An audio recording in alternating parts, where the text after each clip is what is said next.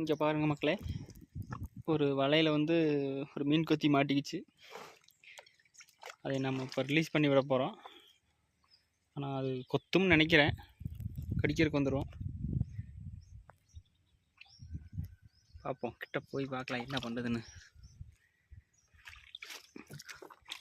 அழகாக இருக்குது.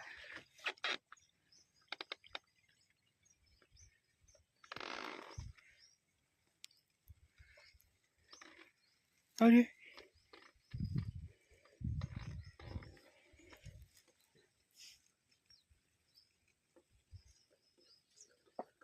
ஐயோ, வீடியோ எடுக்கிறதுக்கு ஆள் இல்லைங்க ஃப்ரெண்ட்ஸ். அதனால் ஃபோனை கட் பண்ணி எடுத்து அதை ரிலீஸ் பண்ண முடியும். கொத்தறக்கு வருது.